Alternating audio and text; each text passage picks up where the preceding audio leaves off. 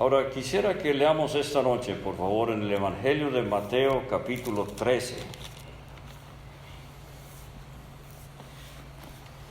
El Evangelio de Mateo, capítulo 13.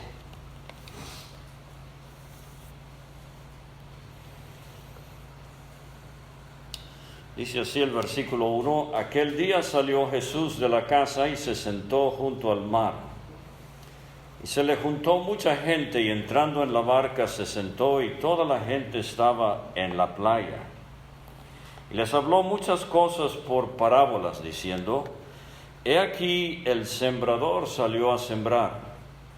Y mientras sembraba, parte de la semilla cayó junto al camino, y vinieron las aves y la comieron.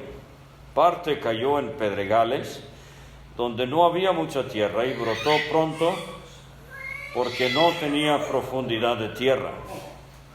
Pero salido el sol, se quemó, y porque no tenía raíz, se secó. Parte cayó entre espinos, y los espinos crecieron y la ahogaron.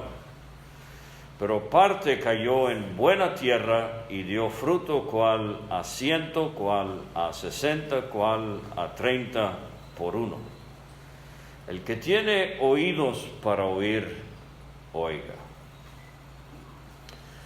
Ahora es muy importante leer la interpretación que Cristo mismo le dio a esta parábola. Está en el versículo 18, por favor. Mateo 13, 18. Esto nos va a ayudar a entender no solamente la parábola que hemos leído, pero otras también. Dice así Mateo 13, 18: Oíd pues vosotros la parábola del sembrador. Cuando alguno oye la palabra del reino y no la entiende, viene el malo y arrebata lo que fue sembrado en su corazón. Este es el que fue sembrado junto al camino. Y el que fue sembrado en pedregales, este es el que oye la palabra y al momento la recibe con gozo. Pero no tiene raíz en sí, sino que es de corta duración, pues al venir la aflicción o la persecución por causa de la palabra, luego tropieza. El que fue sembrado entre espinos, este es el que oye la palabra, pero el afán de este siglo y el engaño de las riquezas ahogan la palabra y se hace infructuosa. Mas el que fue sembrado en buena tierra, este es el que oye y entiende la palabra y da fruto, y produce a 100, a 60 y a 30 por uno. Ahora en el capítulo 12, usted quizás recuerde que los líderes judíos acusaron al Señor Jesucristo de poder echar fuera demonios por Beelzebú, el príncipe de los demonios. Beelzebú es uno de los 40 títulos, nombres, descripciones que se le dan al diablo en la Biblia. Él es Satanás, él es el diablo, él es el padre de la mentira, él es el Dios de este siglo con D chica, él es el príncipe de la potestad del aire. Ese título me hace ver que el diablo anda libre y activo en el espacio, en el universo. Beelzebú es el diablo sobre los demonios. Como veíamos el domingo, Dios creó a Lucifer, y Lucifer o Lucero, un querubín protector muy cercano a la presencia de Dios, él se ensoberbeció allá en el cielo, se llenó de orgullo y Dios lo arrojó de su presencia. Y en ese momento ángeles que habían sido creados por Dios, algunos de ellos apoyaron al diablo y ellos también fueron expulsados del cielo. Esos ángeles caídos, Lucifer o Lucero, hoy es el diablo Satanás, y esos otros ángeles caídos son los demonios, o la Biblia los llama espíritus inmundos. Entonces, atribuir poder satánico a Cristo, o sea, decir que Cristo hacía milagros por medio de Satanás, para decirlo como decimos en nuestro país, eso le dio en la torre a la nación de Israel. Esa fue la gota que tiró el vaso. Entonces, cuando leemos el Evangelio de Mateo, el capítulo 12 es un parteaguas. Sucede algo muy claro. Y Cristo deja de ponerle tanta atención a la nación de Israel, porque lo han rechazado, y ahora empieza a ponerle atención a los gentiles. Ahora entonces, aquí en el versículo 1 dice, aquel día salió Jesús de la casa y se sentó junto al mar. Y en profecía bíblica, la casa tiene que ver muchas veces con la casa de Israel, con la nación de los judíos. Entonces el simbolismo es que Jesús sale de la casa, deja a los judíos que lo acusan de poder satánico y se sentó junto al mar. Y el mar en las Escrituras nos habla de las naciones, de los gentiles. Y entonces, al dejar la casa y sentarse junto al mar, es una manera simbólica, entre líneas, en que Mateo nos está diciendo, la nación ha sido rechazada y ahora Dios va a abrir su plan con los gentiles. Por eso hoy, uno que otro judío se convierte a Cristo, pero la nación de Israel ha dejado de ser el centro del enfoque divino. Usted recuerda que desde que Dios los sacó desde Egipto hasta que el Señor Jesucristo murió en la cruz y apedrearon a Esteban como si fuera regresándolo al cielo con el mensaje, no queremos que este Jesús reine sobre nosotros. Entonces Dios puso a un lado a la nación de Israel y abrió lo que llamamos un paréntesis profético. En ese paréntesis profético, Dios ya no está actuando con naciones como tal, sino con individuos. Sean judíos o sean gentiles, vivan en Israel o vivan en la China o en Argentina, sean ricos o pobres, sean religiosos o impíos, Dios no hace acepción de personas y el Evangelio sale para todo el mundo. Por eso en su gran comisión Cristo dijo en Marcos 16, id por todo el mundo y predicad el Evangelio a toda criatura. El que creyere y fuere bautizado será salvo, el que no creyere será condenado. Entonces aquí en Mateo 13, cuando sale de la casa y se sienta al mar, esto es lenguaje simbólico o figurativo si quiere, de que ya la nación quedó atrás y ahora Dios va a centrar sus propósitos en gentiles, donde quiera que se encuentren. Pero dice el versículo 2, y se le juntó mucha gente, y entrando él en la barca se sentó y toda la gente estaba en la playa, y les habló muchas cosas por parábolas, diciendo. Ahora, esta es la primera vez que tenemos en el Nuevo Testamento lo que es una parábola. Una parábola, la palabra significa, viene de dos palabras en el original, parabole, echar a un lado. Entonces, es una historia que va al lado de otra historia. Y la idea de una parábola es esta. Una parábola es una historia terrenal que tiene un significado celestial.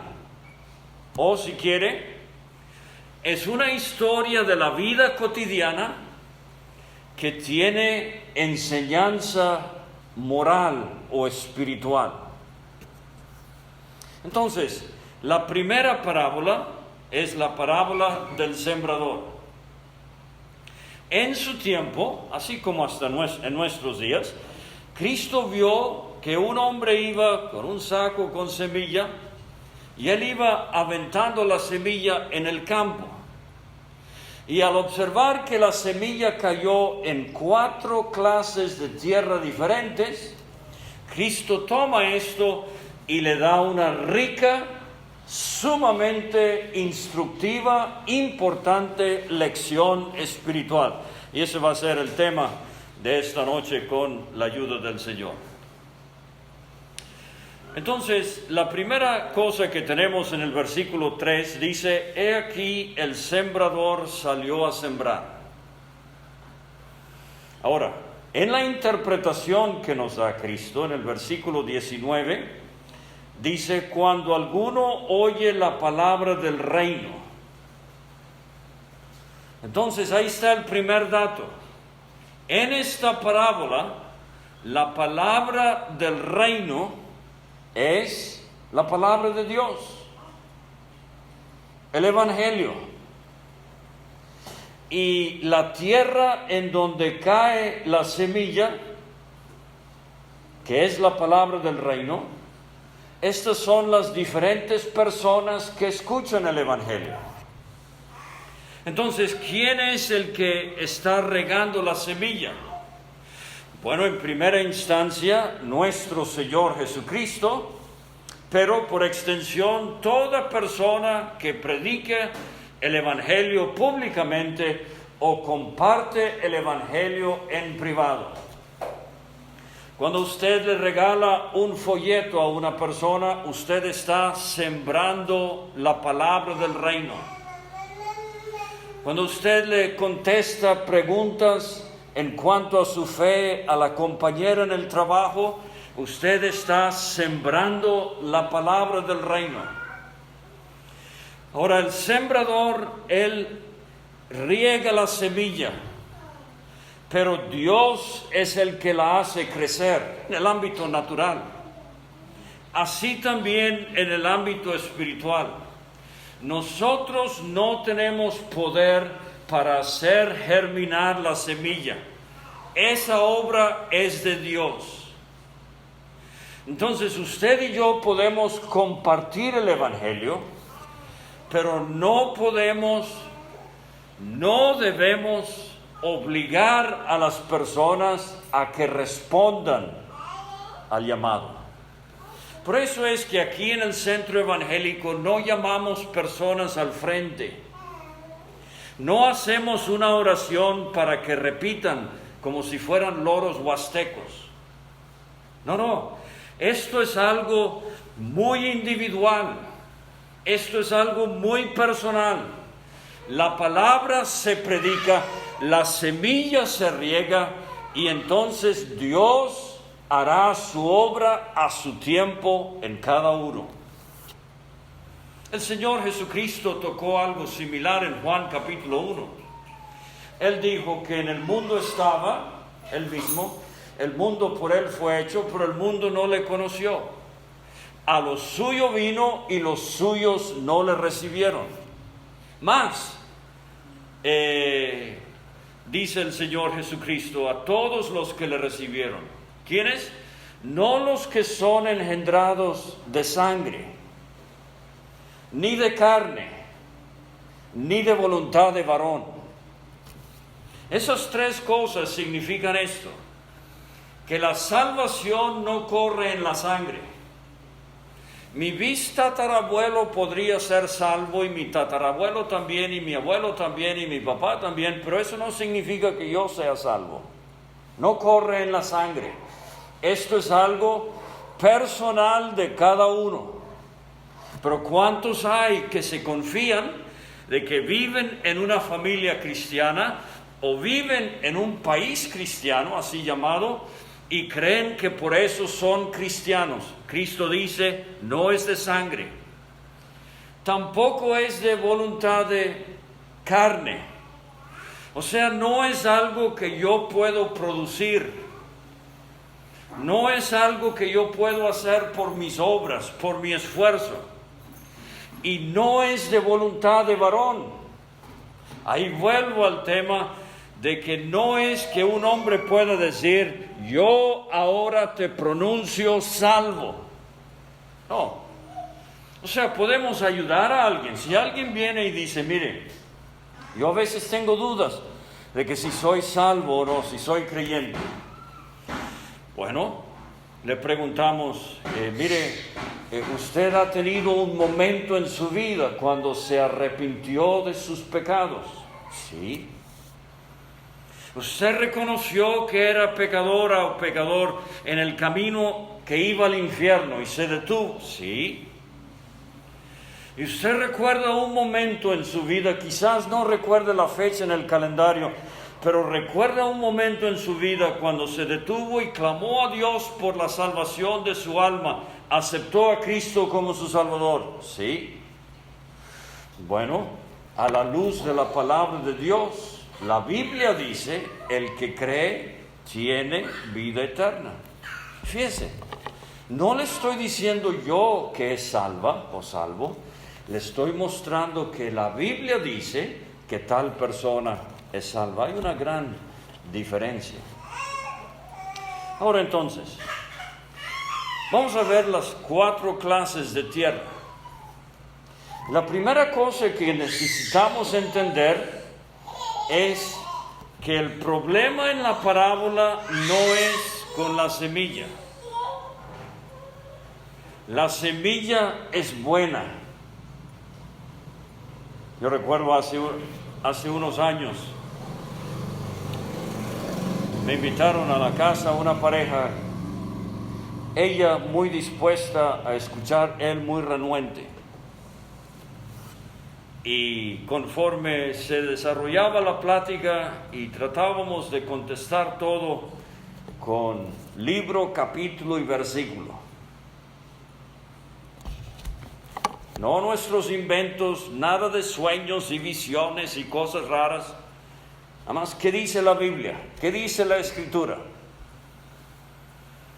Bueno, con el tiempo, después de varias preguntas y respuestas, porque dice la Biblia, Hechos 17, que los de Berea, que escucharon a Pablo predicar, eran más nobles que los de Tesalónica, porque escudriñaban cada día las Escrituras para ver si lo que Pablo decía era cierto. Eso es fascinante. No decían, no, pues si Pablo lo dijo, yo lo creo. No, si Pablo dice que un zancudo se comió un camello, yo lo creo porque es el gran apóstol Pablo y hay que creer todo. No. Ellos checaban las Escrituras para ver si lo que Pablo decía estaba avalado por lo que dice la Biblia. Cuando el diablo tentó a Cristo, ¿sabe cómo Cristo enfrentó al diablo? Escrito está, escrito está, escrito está. Y en su frustración suprema, el diablo lo dejó. Escrito está. Pero esta pareja, ella hacía todas estas preguntas y él, yo veía, se estaba molestando más y más y más, y por fin no aguantó más y se levantó de la mesa y dijo, es que con usted no se puede hablar porque todo lo que dice es libro, capítulo y versículo. Le dije, exactamente, esa es la clave. Tú estás yendo a un lugar donde te están llevando de invento en invento, de sueño en sueño, de visión en visión, con cosas que contradicen a la palabra de Dios. Entonces, si alguien dice, no, es que es un poco aburrido allí en el centro evangélico porque es pura Biblia. Esa es la crítica que queremos, es pura Biblia. Por eso en muchos folletos y a veces en nuestros anuncios ponemos, leemos la Biblia y predicamos a Cristo. Ese dicho nació hace como 28 años, cuando una señora vino y escuchó el Evangelio, se sentó en la primera fila, en la tercera silla, terminando la reunión, después de oír el Evangelio por primera vez, Ella pidió que alguien viniera y le explicara un poco más de cómo ser salva. Y después nos animó mucho con esta historia. Nos dijo, mire, yo nací y crecí en una religión donde hablaban de todo, pero nunca leían la Biblia. Y no me gustó y me salí y me fui a otra. Y caí allá y me pidieron comprar el libro rojo y el libro amarillo. Y leíamos libros y libros, pero no leíamos la Biblia. Y me salí de allí y me fui a otra. Y caí a otra religión donde leíamos la perla de gran precio y el libro del Mormón y todo lo demás, pero no leíamos la Biblia. Cuando yo llegué a la reunión y me senté y el primer predicador dijo, vamos a leer en la Biblia, dijo ella, de mi corazón subió una nota de gratitud a Dios. Gracias Dios, por fin he encontrado un lugar donde se lee la Biblia. El problema no es la semilla. El problema es la clase de tierra, el corazón del hombre. La semilla es la palabra del reino. Si quiere, es la palabra de Dios. 40 hombres escribieron la Biblia, inspirados por Dios, 40. Empezando con Moisés, terminando con Juan el apóstol. Desde que Moisés empezó a escribir hasta que Juan terminó de escribir, 16 siglos.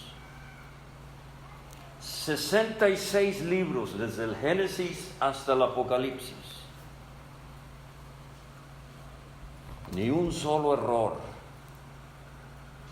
ni una sola profecía que no se ha cumplido, ni una sola equivocación. El problema no es la semilla. La semilla es la palabra del reino. El problema es la clase de tierra, el corazón del hombre. Ahora vamos a ver estas 4 clases, por favor.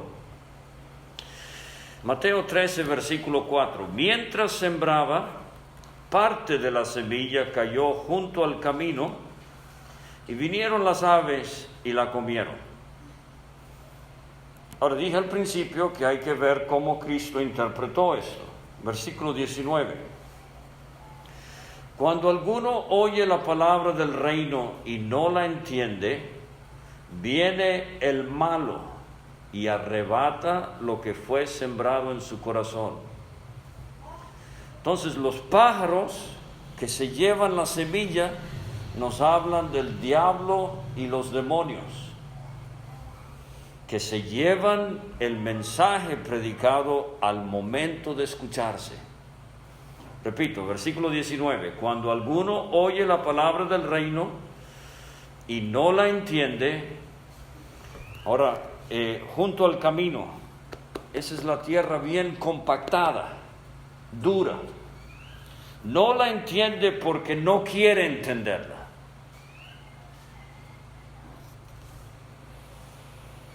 Es como la persona que viene a la reunión por complacer a alguien, pero espiritualmente está así.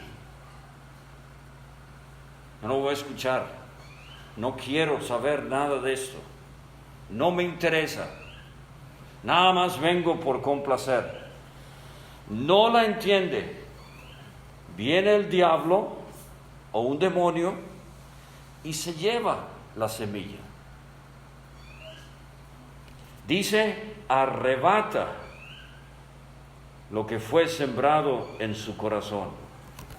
O sea, es algo brusco, es algo instantáneo, de una vez. No ve, yo quiero animarle, hermano, usted, hermana, que somos creyentes. Cuando se predica el Evangelio, hay una lucha espiritual.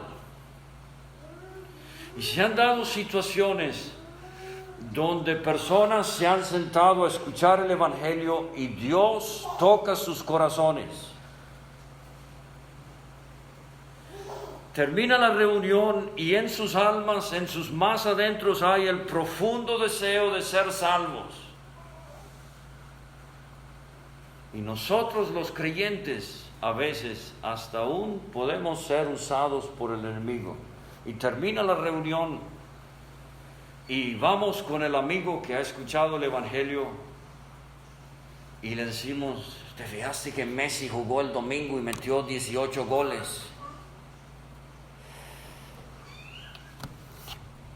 O ¿sí viste que van a venir los dinosaurios del sur y los tigres del norte a tocar aquí en la colonia? Y con nuestra plática desviamos el interés que se acababa de producir en la predicación del Evangelio. Entonces Dios nos ayude a tener sabiduría con las almas que están escuchando el Evangelio. Entonces, tierra número 1 es la tierra junto al camino, compactada, dura. Representa al corazón que no entiende, y las aves son representantes del maligno, el diablo, sus demonios, que se llevan lo que ha sido sembrado. Número 2, versículo 5. Dice: parte cayó en pedregales donde no había mucha tierra, y brotó pronto porque no tenía profundidad de tierra. Ahora fíjese el versículo 20. Y el que fue sembrado en pedregales, este es el que oye la palabra y al momento la recibe con gozo, pero no tiene raíz en sí, sino que es de corta duración, pues al venir la aflicción o la persecución por causa de la palabra, luego tropieza. Yo no sé si usted conoce a alguien que un día dijo ser cristiano. Un día dijo ser del Señor. Asistía a las reuniones. Se compró su Biblia. Muy posiblemente hasta fue bautizado o bautizada. Y después un día desapareció. ¿Qué pasa ahí? Bueno, una de dos. Una es que es un verdadero creyente que ha tropezado en la vida cristiana y se ha enfriado. Tarde o temprano, el Señor va a obrar en ese corazón para que regrese a su primer amor. Pero la otra posibilidad es que sea como la tierra de la semilla donde cayó y había pedregales. ¿Qué es esto? La primera tierra es la semilla que cae en la tierra dura, compacta. El diablo se lleva la semilla, la persona no es salva. La segunda clase de tierra es que sí hay una capita de tierra, pero no hay profundidad. Y germina la raíz, germina la semilla, pero no hay suficiente tierra para que la raíz agarre bien. Y dice aquí el Señor Jesucristo, no tiene raíz en sí, o sea, no tiene profundidad, sino que es de corta duración, pues al venir la aflicción o la persecución por causa de la palabra, luego tropieza. Caso número 1, no es salvo. Caso número 2, en la parábola del sembrador, tampoco es salvo. O sea, fue una emoción superficial, fue una experiencia externa y pasajera, pero realmente no tenía la profundidad de la obra del Espíritu Santo. ¿No ve usted? Muéstrame a mí una persona que empieza a escuchar el Evangelio y se le va el sueño en la noche. Y empieza a temer que como pecador, si muere, se va a ir a la eterna ruina y condenación, y tiembla. Empieza a temer de que Cristo va a venir y se va a quedar atrás. Y en el trabajo se le dificulta concentrarse porque está pensando en esto. Y en la escuela no está poniendo atención porque su mente está pensando en su necesidad espiritual. Llega a la casa y lo que quiere es leer la Biblia o venirse a la reunión y quiere escuchar más.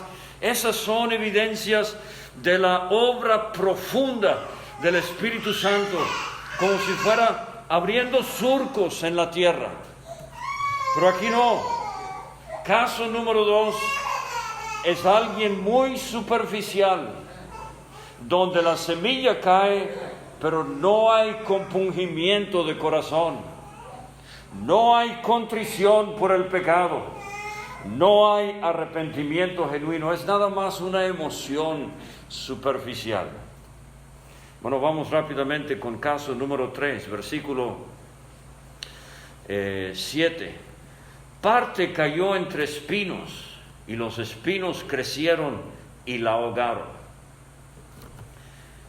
He debido decir que salvación en la parábola del sembrador es fruto. Entonces, caso número 1, no hay fruto, porque el enemigo se llevó la semilla en cuanto cayó. Caso número 2, tampoco hay fruto, porque en los pedregales la raíz se secó cuando salió el sol. Ahora, caso número 3, tampoco hay fruto, porque dice, cayó entre espinos y los espinos crecieron y la ahogaron.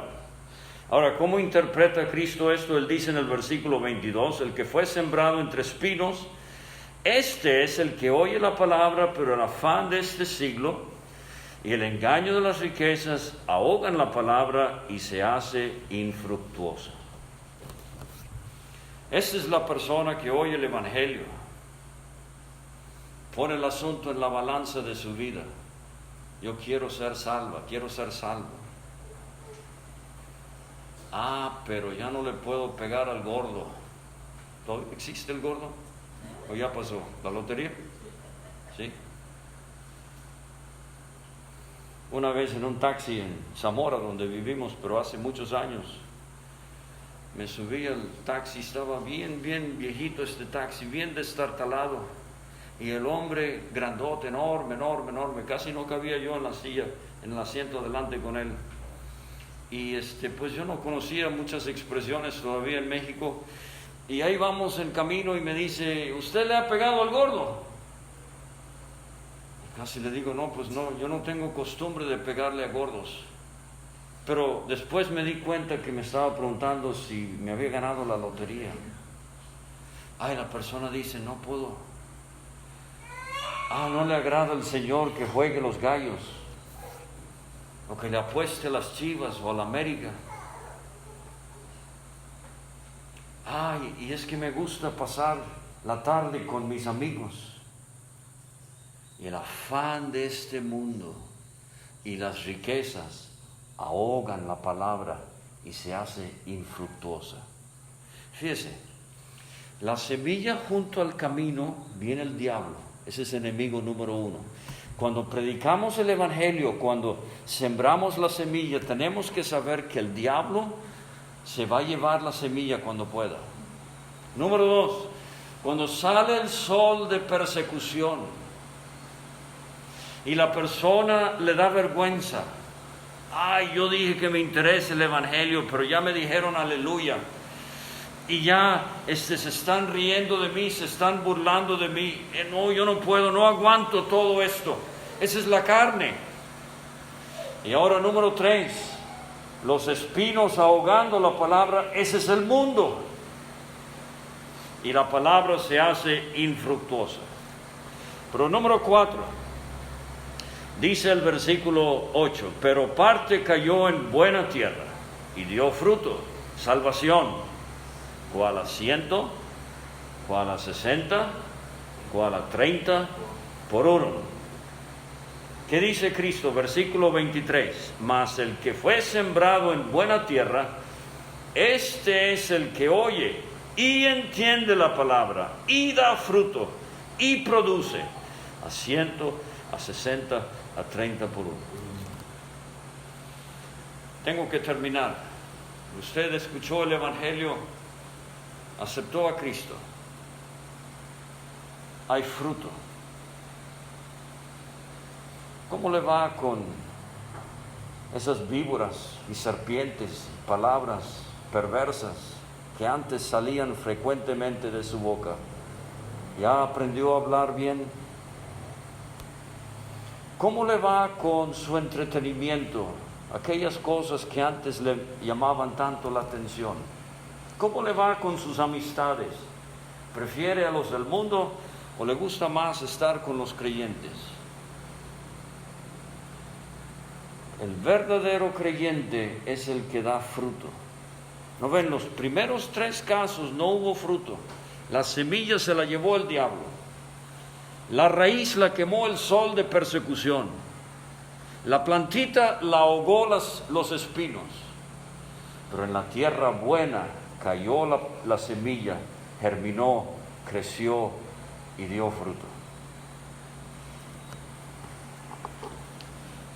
¿Qué es la evidencia de este fruto? Bueno, el apóstol Pablo dijo a los Gálatas en el capítulo 5, el fruto del Espíritu es un fruto que tiene 9 sabores: amor, gozo, paz, paciencia, benignidad, bondad, fe, mansedumbre, templanza. En cuanto a gozo, ¿va a ser usted un creyente de 30% o de 100%? Porque puedo testificarle, hay creyentes que parece que lo más triste en su vida fue convertirse a Cristo. Y andan caras largas y bien tristes, amargados algunos. No, debemos tener el gozo de la salvación, no a 30, no a 60, a 100 por uno. ¿Cómo nos va con la paciencia?